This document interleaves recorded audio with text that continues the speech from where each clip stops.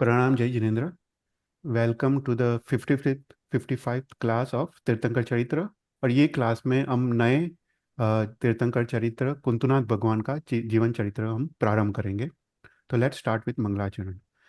नमो हरियंतारम नमो सिद्धानम नमो आयर्यानम नमो वज्जायानम नमो लोय सव्वसावनम ऐसो पंच नमुकारो सब पाव प्रासनो मंगलारंच सव्य सिम परममोहि मंगलम राग द्वेष विजेतारम ज्ञातारम विश्ववस्तुना शक्रपूज्य गिरामेशम तीर्थे संस्कृति मानये पन्नगे च सुरेन्द्रे च कौशिके पाद संस्कृति निर्विशेष मनस्काय श्री वीर स्वामिने नमः।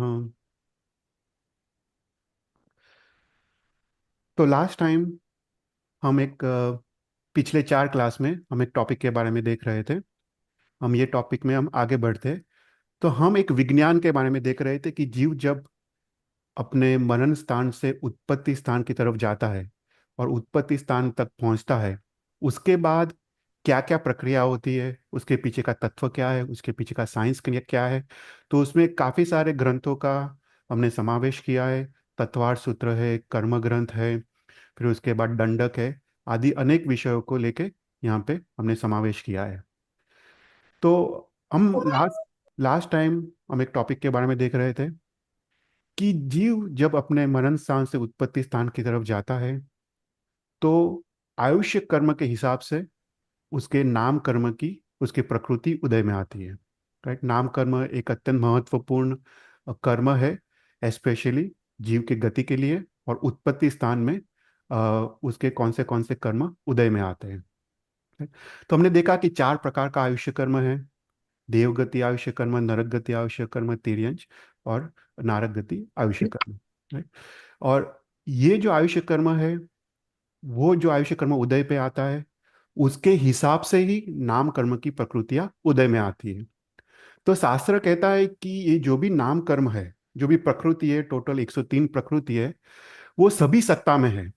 प्राय करके, प्राय शब्द इसलिए यूज किया है कि तीर्थंकर नाम कर्म जनरली सत्ता में नहीं होता है, बाकी सभी नाम कर्म उसके सत्ता में होते हैं।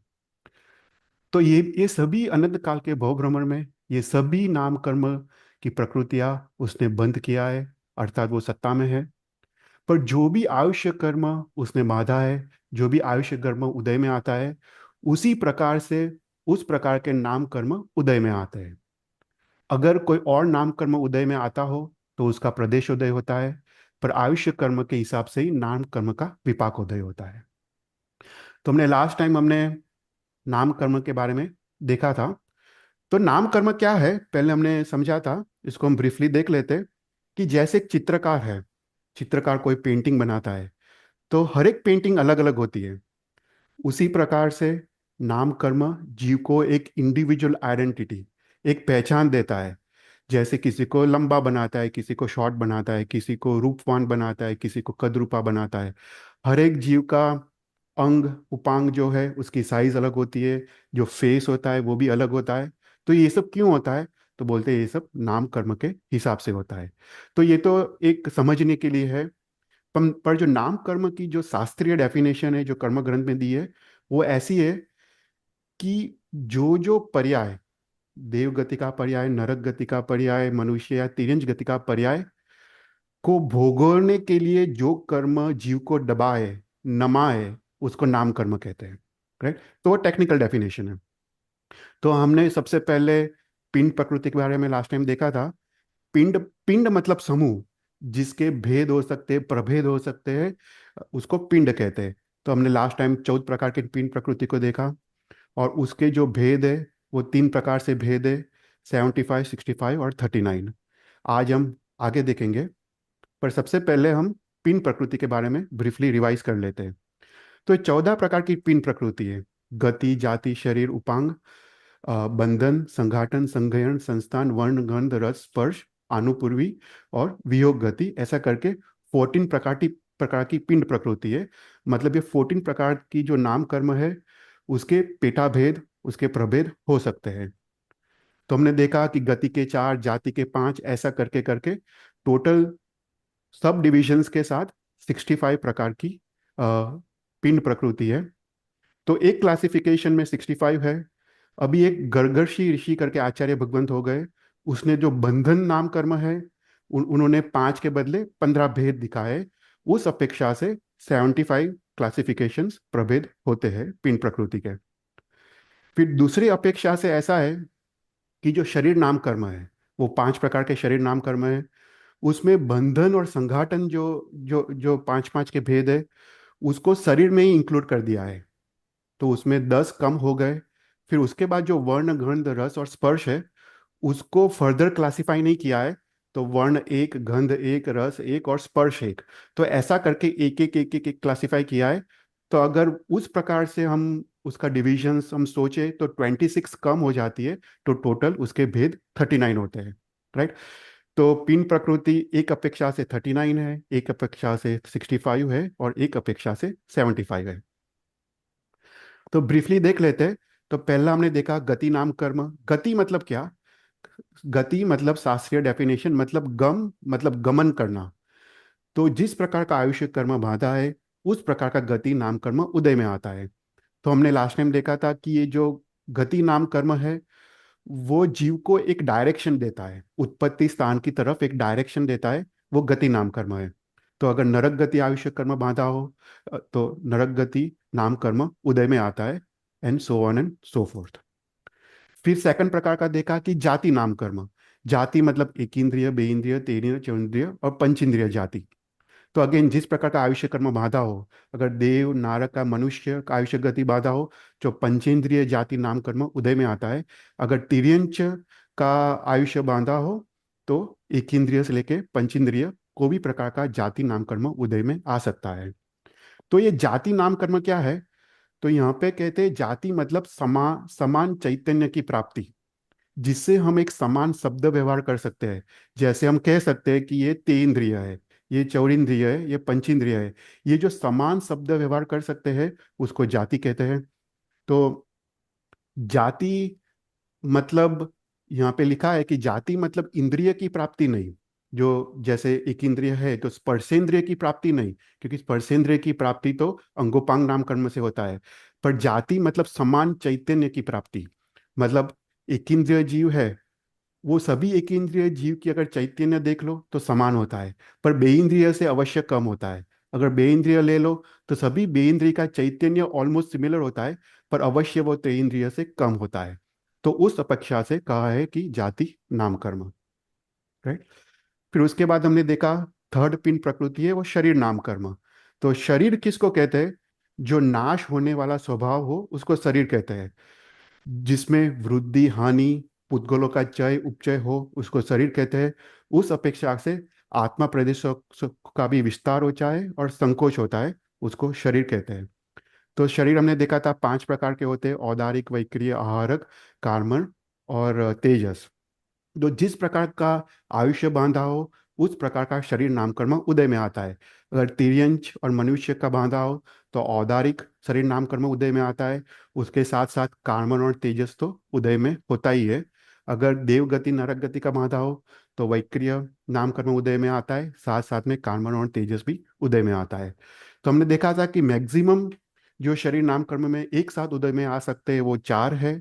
जो औदारिक शरीर वाले मनुष्य तिर्यंच है, जिसके पास वैक्रिय लब्धि है या आहारक लब्धि है, वो वैक्रिय नाम कर्म भी उदय में आता है और आहारक नाम कर्म भी उदय में आता है। पर एक ही साथ मैक्सिमम 4 नाम कर्म उदय, शरीर नाम कर्म उदय में आ सकते हैं। पांचों 5 एक साथ उदय में नहीं आ सकते, क्योंकि हमने इसका रीजन देखा था कि वैक्रिय जो शरीर की रचना होती है, वो उसका उपभोग प्रमथ दशा में होता है। और जो आहारक शरीर की जब रचना होती है, उसका उपभोग अप्रमथ दशा में होता है, मतलब 7वें गुणस्थानक में ही उसका उपभोग हो सकता है। इसका अर्थ है कि एक साथ जीव दोनों लब्धि होने के बावजूद वैक्रिय और आहारक का उपभोग एक साथ नहीं कर सकता। तो एक साथ मैक्सिमम 4 शरीर ही उदय में आ सकते हैं। तो उसने पहला देखा औदारिक शरीर। औदारिक मतलब उदार। तो उदार मतलब 3 अपेक्षा से उदार है। सबसे पहले औदारिक शरीर की जो अवगाहना है, मतलब उसकी जो साइज है वो सबसे बड़ी है। फिर उसके बाद ये शरीर सबसे तेजस्वी है तीर्थंकरों की अपेक्षा से। और थर्ड शरीर कि वैक्रिय शरीर में सुख संपत्ति होती है, पर मोक्ष रूपी लक्ष्मी तो मात्र औदारिक शरीर से ही प्राप्त होती है।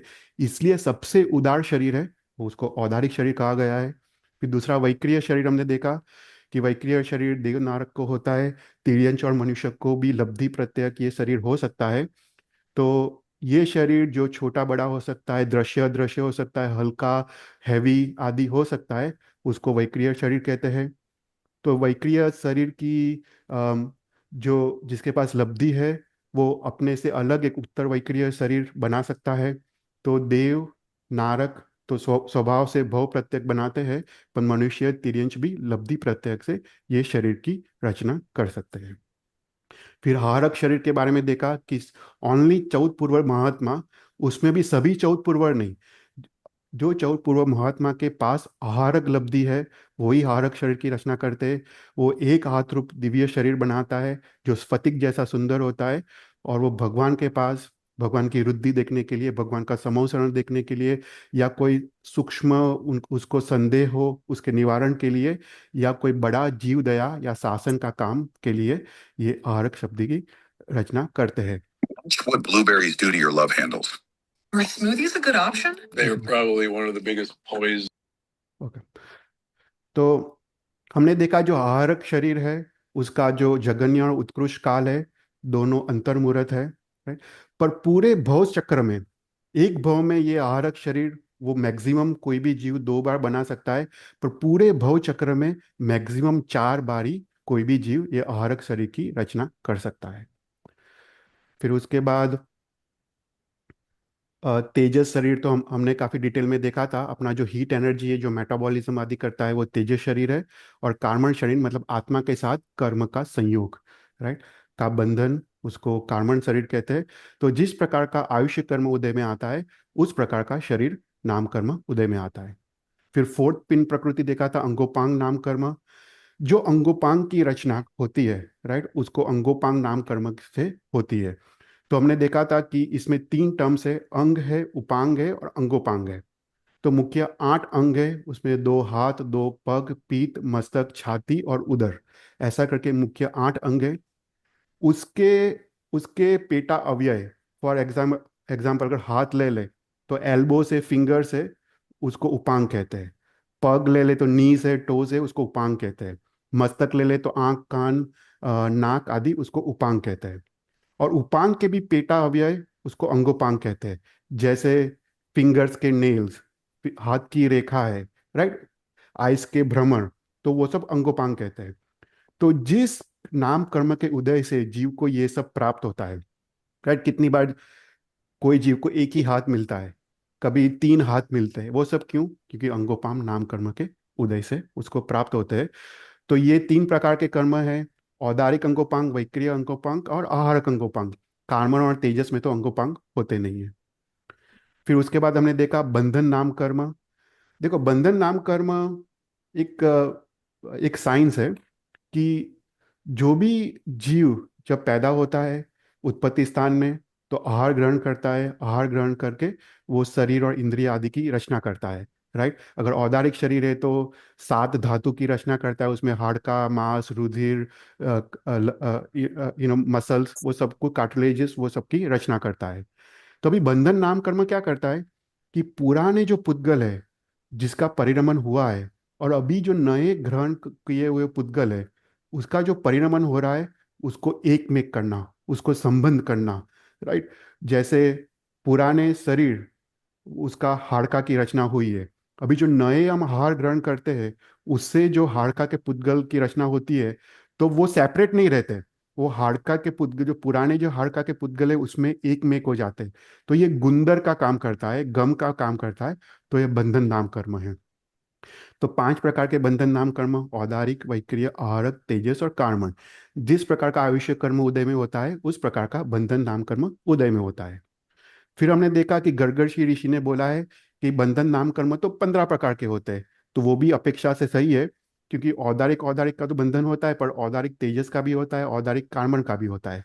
उस प्रकार वैक्रिय वैक्रिय का होता है, पर वैक्रिय के साथ तेजस, वैक्रिय के साथ कार्मण का भी बंधन होता है। तो इस प्रकार से उस अपेक्षा से 15 बंधन नाम कर्म है। देखो यहाँ पे कहीं पे भी औदारिक और वैक्रिय का बंधन नहीं है, या औदारिक या आहारक का बंधन नहीं है, क्योंकि यही दिखाता है कि जब जीव वैक्रिय या आहारक शरीर की रचना करता है, वो अपने से अलग शरीर की रचना करता है। इसलिए औदारिक और वैक्रिय या औदारिक या आहारक का बंधन होता नहीं है। उसके बाद हमने देखा संघाटन नाम कर्म।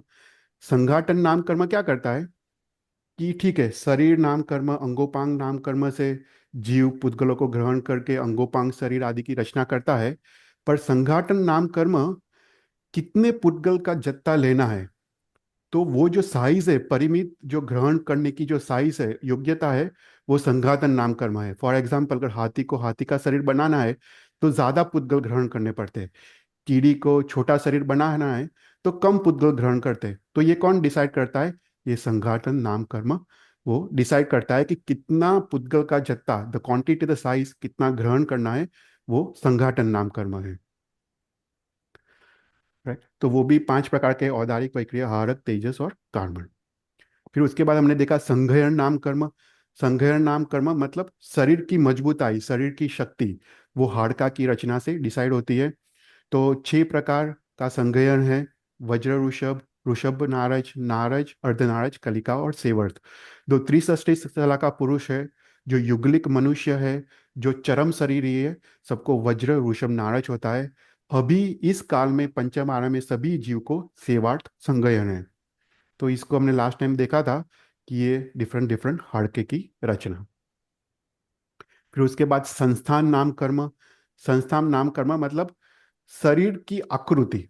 राइट, शरीर की आकृति कैसी है, वो संस्थान नाम कर्म से पता चलता है कि शरीर सामुद्रिक शास्त्र से प्रमाण युक्त है या प्रमाण युक्त के बिना है। राइट, वो संस्थान संस्थान नाम कर्म डिसाइड करता है। तो उसमें समचतुरस, नय ग्रोद्र, सादी, कुब्ज, वामन और हुंडक। उसमें त्रिसष्टी साल का पुरुष है, इवन देवता के देवलोक है, चरम शरीरी है, युगलिक मनुष्य, ये सबका समचतुरस संस्थान होता है। बाकी जो मनुष्य है, उनका 6 में से कोई भी संस्थान हो सकता है। पर जो तिर्यंच के जीव है, सबका हुंडक होता है। तिर्यंच में एक इंद्रिय, बे इंद्रिय से लेकर पंचेंद्रिय तिर्यंच का सभी सभी का हुंडक संस्थान होता है।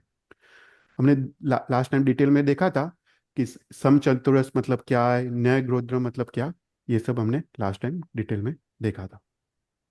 उसके बाद 9th 10th 11th 12th वर्ण, गंध, रस और स्पर्श रूपी नाम कर्म। मतलब अपना शरीर का कलर कौन सा है, वर्ण कौन सा है। राइट, तो ये वर्ण नाम कर्म के उदय से है। शरीर का गंध कैसा है, तीर्थंकरों का जो श्वासोश्वास होता है वो सुगंधी है। राइट, तो उसी प्रकार वर्ण, गंध, रस और स्पर्श नाम कर्म हर एक के पेटा भेद है।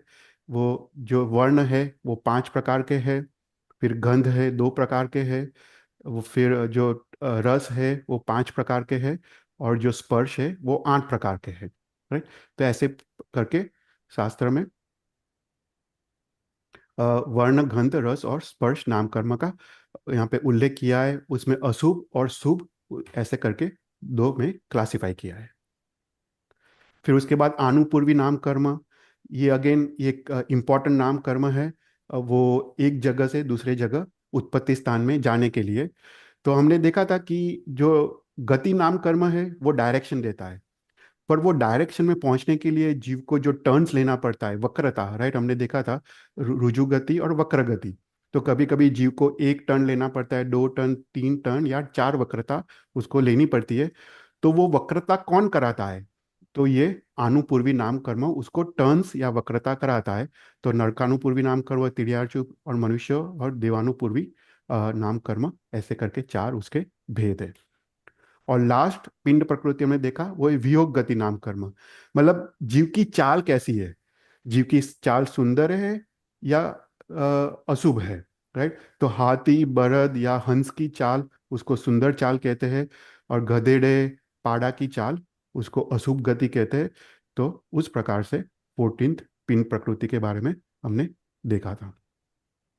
तो पिंड प्रकृति 14 प्रकार की है, उसके भेद प्रभेद करके 39, 65 और 75 उसके क्लासिफिकेशंस है। अभी अभी हम आज के क्लास में हम प्रत्येक त्रस और स्थावर हम प्रकृति के बारे में देखेंगे। तो अभी प्रत्येक प्रकृति, तो प्रत्येक प्रकृति किसको कहते हैं? जैसे हमने देखा पिंड प्रकृति मतलब समूह, पिंड मतलब समूह जिसके फर्दर डिविजन्स या क्लासिफिकेशंस सकते हैं, उसको पिंड कहते हैं। पर प्रत्येक मतलब एक एक प्रकृति जिसके फर्दर क्लासिफिकेशंस पॉसिबल नहीं है, उसको प्रत्येक प्रकृति कहते हैं। तो ये प्रत्येक प्रकृति 8 प्रकार की है: पराघात, उच्छ्वास, आताप, उद्योत, अगुरु, लघु, तीर्थंकर, नाम, कर्म, निर्माण, उपघात, ऐसा करके 8 प्रकार की प्रत्येक प्रकृति है। तो कोई भी क्वेश्चंस हो तो बीच में पूछना।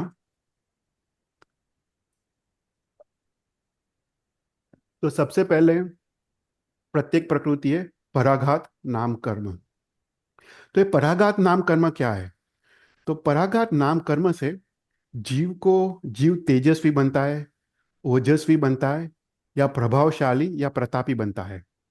देखो, जैसे अगर कोई जीव है जिसको ये पराघात नाम कर्म उदय में आता है, वो जीव अगर जैसे राजा के दरबार में जाए तो राजा या मंत्री भी शोभ पावे, उसका पराभव न कर पाए, ऐसा एक अद्भुत नाम कर्म है, उसको पराघात नाम कर्म कहते हैं। उसके मात्र प्रेजेंस से, उसके मात्र वाणी से ही दूसरे जीव वो दब जाए, दूसरे जीव उसको पराभव न कर पाए, ऐसी जो अद्भुत जो नाम कर्म है, उसको पराघात नाम कर्म कहते हैं। तो ये पराघात नाम कर्म के उदय से कोई बलवान राजा या बुद्धिमान पंडित से भी उसका प्रभाव अधिक या ज्यादा होता है। तो ये जो काम करता है वो पराघात नाम कर्म करता है। तो पहली जो प्रत्येक प्रकृति है वो है पराघात नाम कर्म। दूसरी प्रत्येक प्रकृति है उच्छ्वास नाम कर्म। उच्छ्वास नाम कर्म क्या करता है? जीव जब श्वासोश्वास लेता है, वो श्वासोश्वास की क्रिया वो सुख पूर्वक ये कर्म के उदय से कर सकता है। तो ये जो उच्छ्वास नाम कर्म है वो ध्रुवदायी है। ध्रुवदायी मतलब हर एक जीव को अवश्य उदय में होती है। कोई भी प्रकार का आयुष्य बांधा हो, पर ये उच्छ्वास नाम कर्म अवश्य उसको उदय में अवश्य होता है, कि जिसके कारण वो जी सकता है, जिसके कारण वो श्वासोश्वास वो ले सकता है, उसको उच्छ्वास नाम कर्म कहते हैं। राइट। तो जब जीव 6 प्रकार की पर्याप्ति पूर्ण करता है, उसमें वो फोर्थ जब श्वासोश्वास पर्याप्ति पूर्ण करता है, उसके बाद ये श्वासोश्वास नाम कर्म उदय में आता है, और वो लाइफ टाइम के लिए ये उदय में रहता है। तो वो है उच्छ्वास नाम कर्म। फिर थर्ड प्रकार का प्रत्येक नाम कर्म है वो है आताप नाम कर्म। तो आताप नाम कर्म क्या है? कि खुद का शरीर शीतल है पर दूसरों को उष्णता गर्मी देता है, उसको आताप नाम कर्म कहते हैं। तो ये आताप नाम कर्म मात्र सूर्य विमान में जो पृथ्वी कायमय बादल जीव है, उसमें ही ये आताप नाम कर्म का उदय है। और कहीं पे भी सृष्टि में 14 राजलोक में कोई और जीव को ये आताप नाम कर्म का उदय नहीं होता है। तो स्वयं का शरीर शीतल है पर दूसरों को गर्मी देता है, उसको कहते हैं आताप नाम कर्म। तभी क्वेश्चन होता है, राइट, अग्नि काय के जीव है, वो भी दूसरों को उष्णता गर्मी देता है, तो उसको आताप नाम कर्म का उदय नहीं है? तो बोलते हैं नहीं, उसको आताप नाम कर्म का उदय नहीं है, क्योंकि अग्नि काय का कोई जीव है, उसका शरीर भी गर्म है और दूसरों को भी गर्मी देता है। पर यहाँ पे आताप नाम कर्म मतलब खुद का शरीर शीतल है पर दूसरों को गर्मी देता है, उसको कहते हैं आताप नाम कर्म। जो अग्निकाय का जीव है, उसका जो गर्मी देने का जो स्वभाव है, उसका जो स्पर्श नाम कर्म है, उसके कारण उसको उष्ण स्पर्श नाम कर्म का उदय है। हमने जैसे स्पर्श का 8 प्रकार के नाम कर्म देखे, उसमें से उसका उष्ण स्पर्श नाम कर्म उदय है, इसलिए वो गर्मी देता है, नहीं कि आताप नाम कर्म के उदय से। और उसका जो कलर है जो लाल, तो वो लोहित वर्ण नाम कर्म का उदय है, उसके कारण वो लाल दिखता है। पर अग्निकाय के जीव को आताप नाम कर्म का उदय नहीं है, मात्र सूर्य विमान में पृथ्वी काय में जो बादल जीव है, उनको ही आताप नाम कर्म का उदय है। कोई भी क्वेश्चंस? फिर उसके बाद नेक्स्ट फोर्थ प्रत्येक प्रकृति है वो है उद्योत नाम कर्म। उद्योत नाम कर्म मतलब क्या? स्वयं का शरीर वो शीतल है और दूसरों को भी शीतलता देता है, उसको बोलते हैं उद्योत नाम कर्म। right? स्वयं भी शीतल है, दूसरों को भी शीतल प्रकाश लेता हो, उसको बोलते हैं उद्योत नाम कर्म। तो उद्योत नाम कर्म कहाँ कहाँ कौन से जीव को होता है? तो सबसे पहले जो साधु भगवंत है, जिनके पास वैक्रिय शरीर की लब्धि है, वो जब वैक्रिय शरीर की रचना करते, वो वैक्रिय शरीर में उद्योत नाम कर्म का उदय होता है। मतलब वो वैक्रिय शरीर स्वयं शीतल है, दूसरों को शीतलता देता है। फिर उसके बाद जो देवगण है, देवता है, उनके खुद के शरीर में तो उद्योत नाम कर्म का उदय नहीं है। पर जब वो उत्तर वैक्रिय शरीर की रचना करता है, वो उत्तर वैक्रिय शरीर में उद्योत नाम कर्म का उदय होता है। उसी प्रकार साधु भगवंत के खुद के शरीर में उद्योत नाम कर्म का उदय नहीं है, पर वो जो उत्तर वैक्रिय शरीर की रचना करते हैं, उसमें ही उद्योत नाम कर्म का उदय होता है।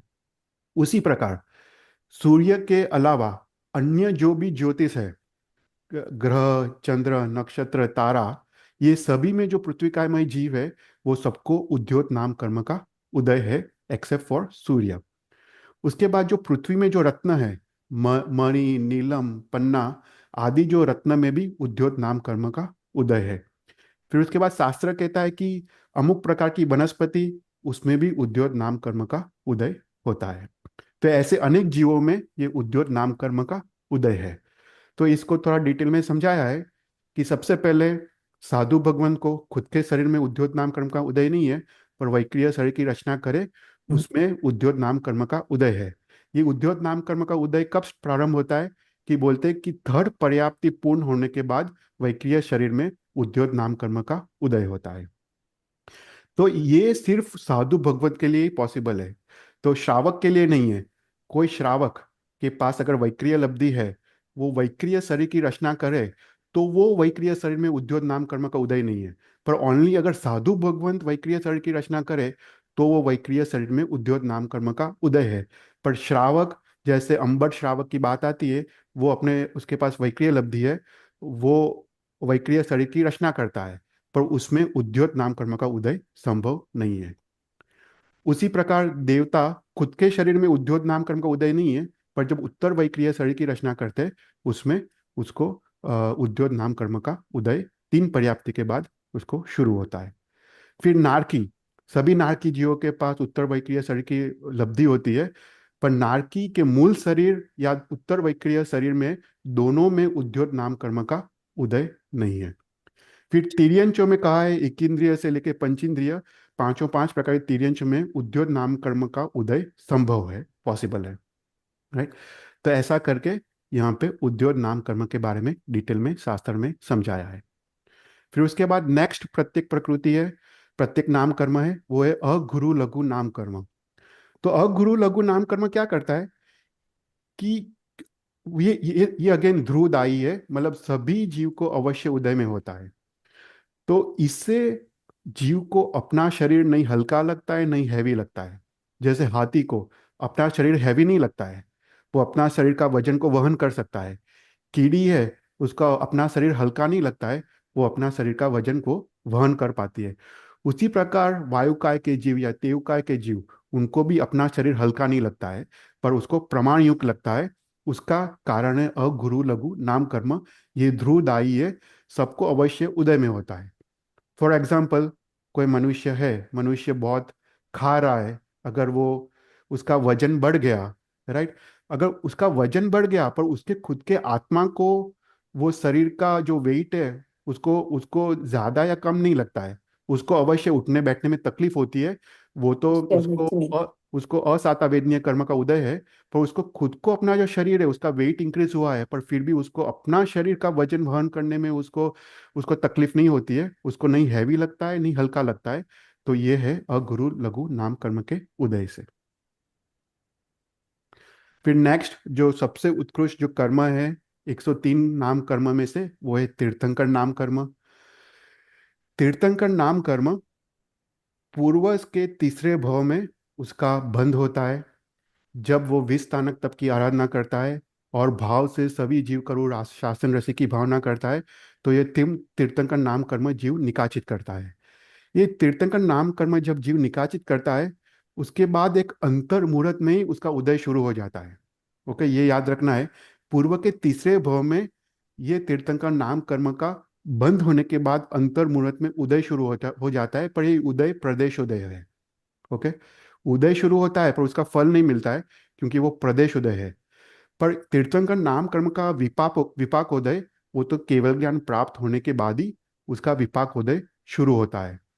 पर ये तीर्थंकर नाम कर्म है जिसके कारण भगवान उसको 34 अतिशय, इंद्र महाराज 8 प्रतिहारियों की रचना करते, वाणी के 35 गुण की प्राप्ति होती है, वो ये तीर्थंकर नाम कर्म से प्राप्त होता है।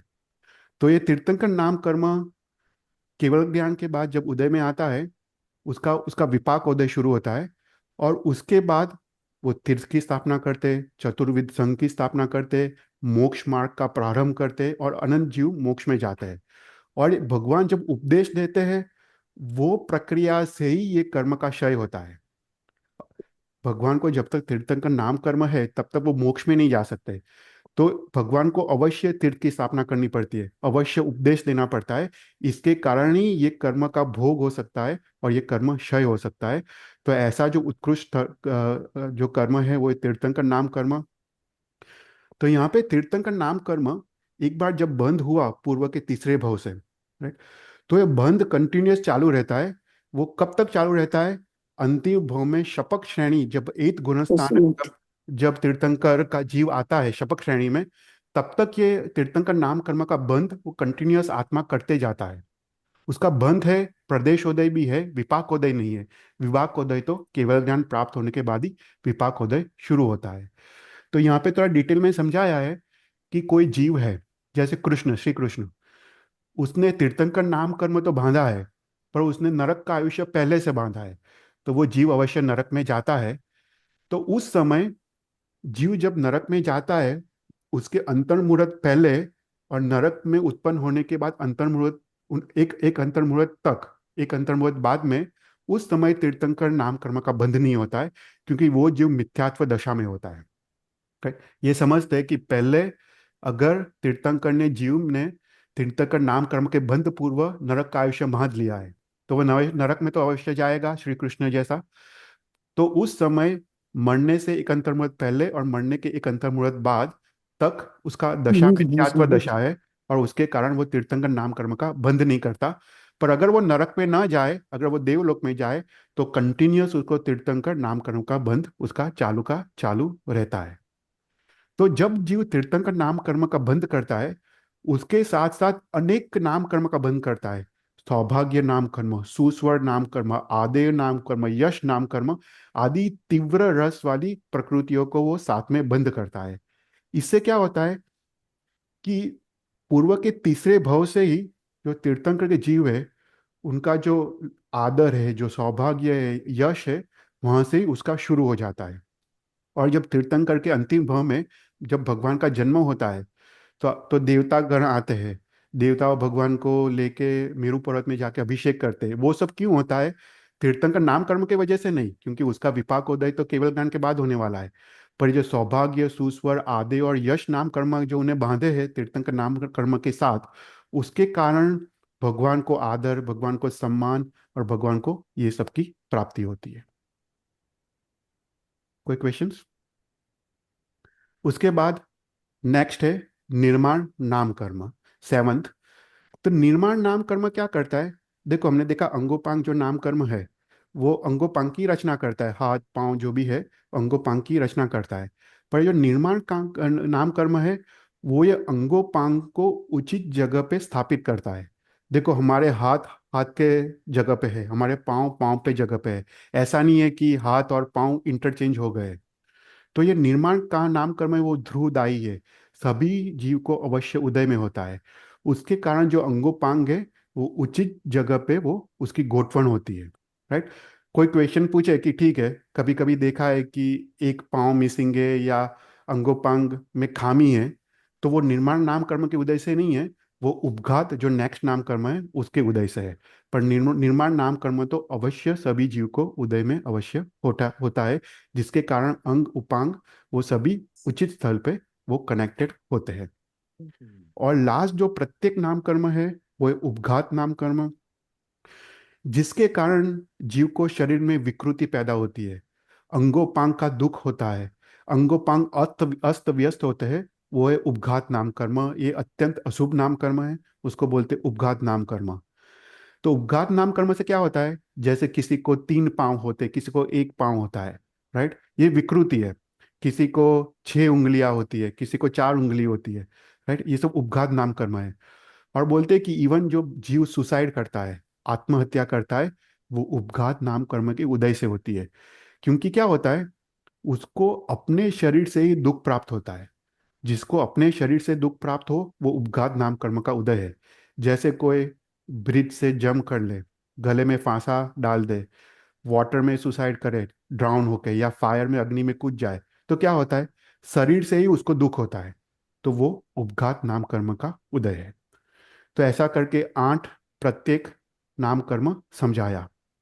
तो सबसे पहले हमने देखा पिंड प्रकृति 14 टाइप्स की, प्रत्येक नाम कर्म 8 टाइप का, और नेक्स्ट है त्रस दशक और स्थावर दशक। तो जो त्रस दशक है वो शुभ नाम कर्म है, और स्थावर दशक है वो अशुभ नाम कर्म है। तो इसको हम ब्रीफली देख लेते हैं। तो सबसे पहले त्रस दशक में जो पहला है त्रस नाम कर्म, जिससे जीव को त्रसपना प्राप्त होता है। त्रस मतलब क्या, अपने इच्छा से गमनागमन कर पाए, उसको त्रस कहते हैं। सुख और दुख के प्रसंग से वो एक जगह से दूसरे जगह पे जा जा पाए, उसको त्रस कहते हैं। तो जैसे बेइंद्रिय, तेइंद्रिय, चौनिंद्रिय, पंचेंद्रिय जीव, उसको त्रस कहते हैं। तो यहाँ पे क्वेश्चन होता है कि जो वायु का जीव है, तेयु का जीव है, वो भी गमनागमन तो करता है।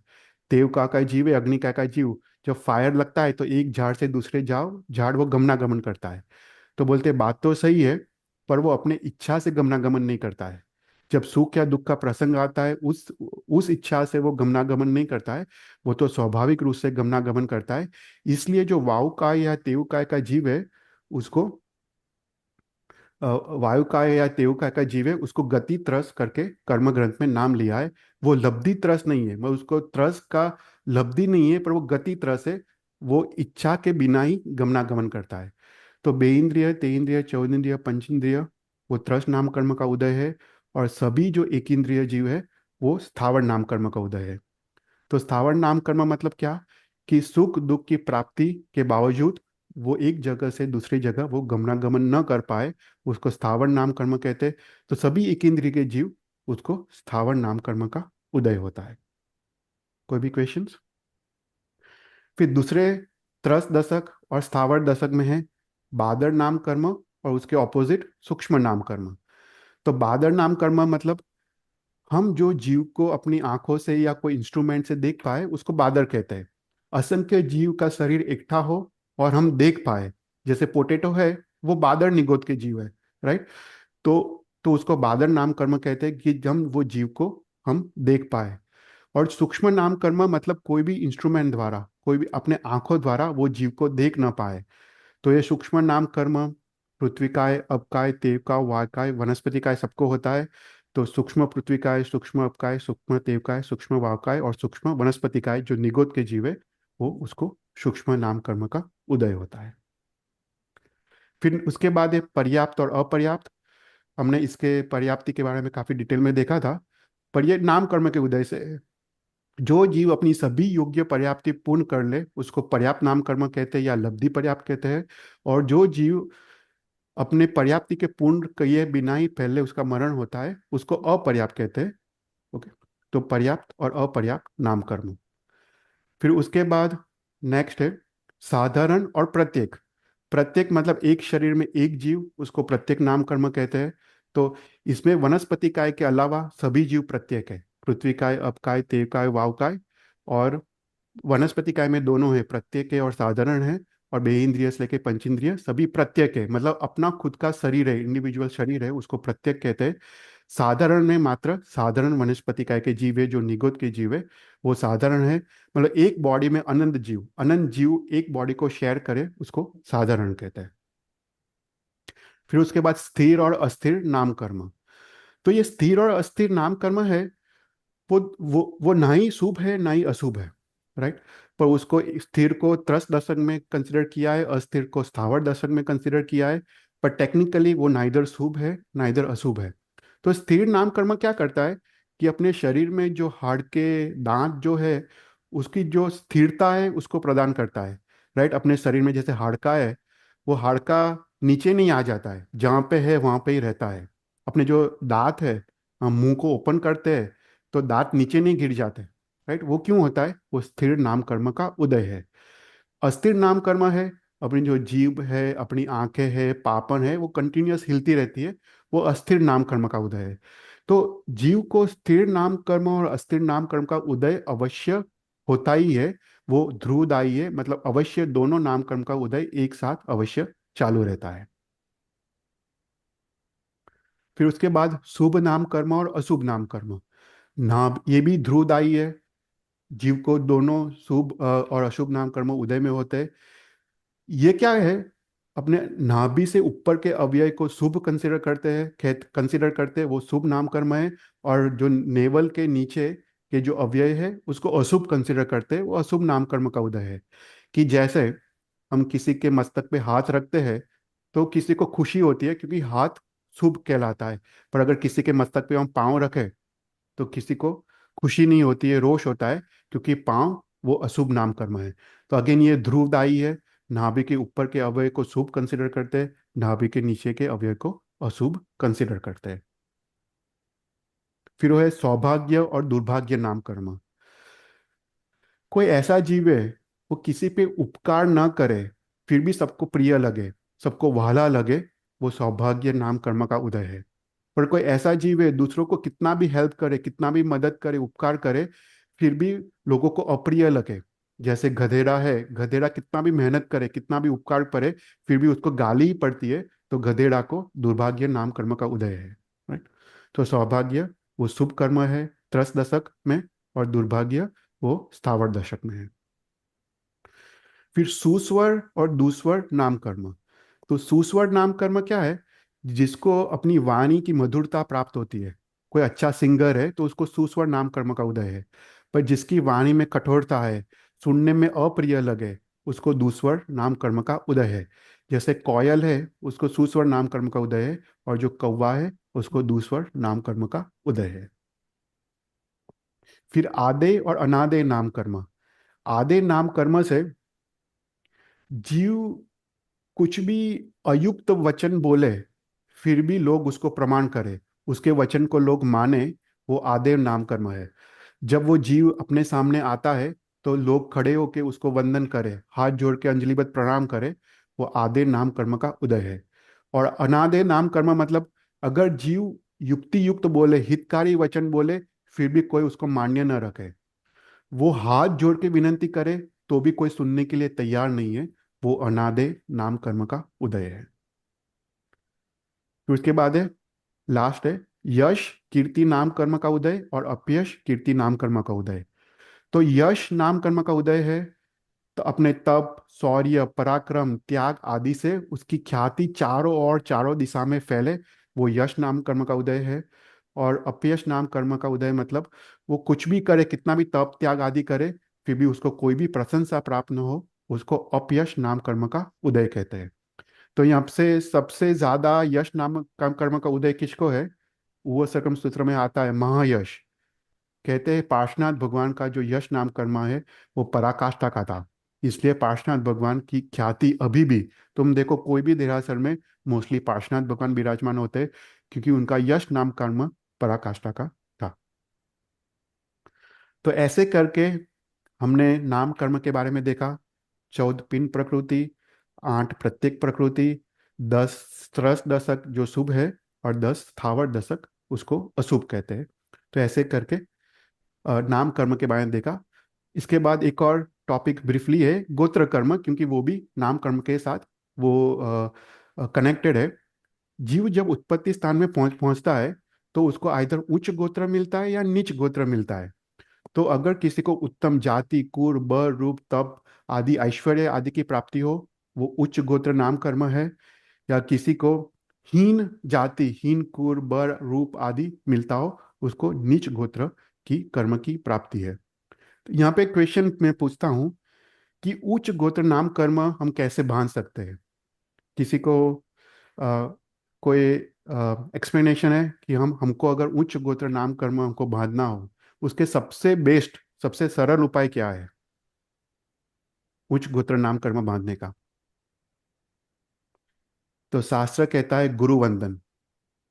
गुरु वंदन की प्रक्रिया से उच्च गोत्र नाम कर्म का बंध होता है। इसलिए हमको अवश्य रोज गुरु वंदन अवश्य करना चाहिए। गुरु वंदन करने से ही हमको जैन धर्म मिलेगा। उत्तम जाति कुल वो जैन धर्म है, राइट। तो गुरु वंदन करने से उच्च गोत्र कर्म का उनको बंध होता है। तो यहाँ तक हमने नाम कर्म और गोत्र कर्म के बारे में देखा। नेक्स्ट क्लास में हम ये टॉपिक को आगे बढ़ाएंगे, पर उसमें हम एक एक बहुत ही इंटरेस्टिंग टॉपिक के बारे में बात करेंगे। उसको बोलते हैं गति अगति द्वार। तो ये दंडक प्रकरण में आता है कि कौन सा जीव कौन से गति में जा सकता है, राइट। फॉर एग्जाम्पल, अगर वायु का जीव है, वो कौन से गति में जा सकता है, कौन से गति में नहीं जा सकता।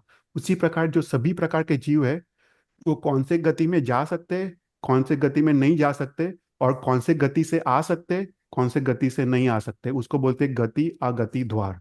तो वो हम थोड़ा डिटेल में देखेंगे। काफ़ी इंटरेस्टिंग टॉपिक है, नेक्स्ट क्लास में हम वो कंटिन्यू करेंगे। तो यहाँ पे हम कुंतुनाथ भगवान का जीवन चरित्र हम स्टार्ट करते हैं। कोई भी क्वेश्चन हो तो यू कैन आस्क। जय जिनेन्द्र चेतल भाई, हाँ, हाँ। खूब खूब अनुमोदना ऑन ज्ञान पंचमी दिन we are learning from you, thank you. Thank you. Question ये है कि ये तीर्थंकर नाम कर्म की मनुष्य गति में ही बंधा जा सकता है या तिर्यंच में भी कोई बांध सकता है? नहीं, मनुष्य गति में बांध होता है। और कोई गति में नहीं होता है इनका? नहीं, देव हाँ। गति में भी नहीं होता? नहीं, देव गति में नहीं होता है। सिर्फ मनुष्य गति में ही तीर्थंकर नामकरण का बंध होता है। अच्छा, एक और चीज क्वेश्चन था, मे बी थोड़ा सा अनरिलेटेड भी हो, हम्म, कि जब तीर्थंकर निर्वाण प्राप्त करते हैं हम्म। तो क्या उनके साथ कौन से शरीर होते हैं? क्या उनके पास ज्ञान होता है उस टाइम जब वो सिद्धशिला में होते हैं? ज्ञानावर्णीय कर्म या कुछ वैसे राइट, ज्ञान राइट। होता है उनको? नहीं, अच्छा क्वेश्चन है। तो जब तीर्थंकर भगवान केवल ज्ञान प्राप्त करते हैं, राइट, तो उसमें चार घाती कर्म का क्षय करते हैं। चार अघाती कर्म अभी भी बाकी है। जब तक उनका आयुष्य है, तब तक उनका चार अघाती कर्म अभी भी बाकी है। जब उनका आयुष्य पूर्ण होने को आता है, तब वो शैलेशीकरण की प्रक्रिया करते हैं, राइट। और शैलेशीकरण की प्रक्रिया में वो बाकी के चार कर्म, अघाती कर्म का वो नाश करते हैं, राइट। नाम कर्म, गोत्र कर्म, वेदनीय कर्म और आयुष्य कर्म। तो चार अघाती कर्म का उस समय नाश करते हैं। तो जब सभी प्रकार के आठों आठ कर्म का नाश हुआ है, तो क्या बचता है? आत्मा का स्वाभाविक जो गुण है, वही बचता है। तो आत्मा के गुण क्या है? अनंत ज्ञान, अनंत दर्शन, अनंत वीर्य, अनंत आनंद, अव्याभात स्थिति, राइट। ये सब आत्मा के गुण हैं। तो आठ कर्म के क्षय से जो आठ जो गुण है सिद्ध भगवान के, वो गुण ऑटोमेटिक प्रकट होते हैं, राइट। तो केवल तो मोक्ष में क्या है? मोक्ष में कोई भी प्रकार का शरीर नहीं है, नहीं तेजस शरीर है, नहीं कार्मण शरीर है। कर्म का नाश है। तेजस शरीर भी नहीं है। औदारिक वैक्रिय आदि कोई भी प्रकार का शरीर नहीं है। तो अशरीरी है, सिर्फ आत्मा है। आत्मा के अपने गुण हैं। तो उनको अनंत ज्ञान है, अनंत दर्शन है, अनंत चारित्र है, अनंत वीर्य है, अनंत दान है, अनंत लब्धि है। सब कुछ अनंत है। तो वही गुण के भोग और उपभोग में वो कंटिन्यूस रहते हैं। तो मोक्ष में अवस्था में ये सब कुछ है। तो मैंने कहीं ऐसे पढ़ा था कि ज्ञान आपका प्रोग्रेस में भी हिंड्रेंस होता है, जैसे हम ज्ञान का परिग्रह भी नहीं करना चाहिए, तो ये क्या चीज ठीक है? नहीं, ये वो एक अपेक्षा से लिखा है, राइट। ज्ञान का परिग्रह नहीं करना चाहिए, उसका मतलब क्या? राइट, ज्ञान का परिग्रह मतलब क्या? कि ये ज्ञान सार में ये बात आती है ज्ञान के परिग्रह की। वो हम्म। महोपाध्याय यशो विजय महाराज साहब ने ये ज्ञान का परिग्रह की बात की है। ज्ञान का परिग्रह मतलब ज्ञान से उठता हुआ अभिमान, अच्छा। या उसको ज्ञान का परिग्रह कहते हैं, राइट। कि हमको जीवन में कितना ज्ञान चाहिए मोक्ष जाने के लिए? बहुत कम। हम्म। सही में हमको बहुत ज्ञान नहीं चाहिए। हमको अगर एक सूत्र का भी ज्ञान आ जाए और उसका जीवन में इम्प्लीमेंटेशन आचरण आ जाए, राइट, तो मोक्ष हो हम्म। जाए। एक इड़ियावीय सूत्र का भी ज्ञान आ जाए ना, तो भी मोक्ष हो जाए। तो यहाँ पे लिखा है ज्ञान सार में, महोपाध्याय यशो विजय लिखता है कि ज्ञान का परिग्रह भी नहीं करना चाहिए। मतलब ज्ञान तुम पढ़ते जाओ, पढ़ते जाओ, पढ़ते जाओ, पर आचरण ही ना हो, हम्म। तो क्या है? ज्ञान का परिग्रह कहते हैं उसको। तो अच्छा। उससे अभिमान पैदा होता है, विषय कषाय पैदा होता है, उस अपेक्षा से लिखा है, राइट।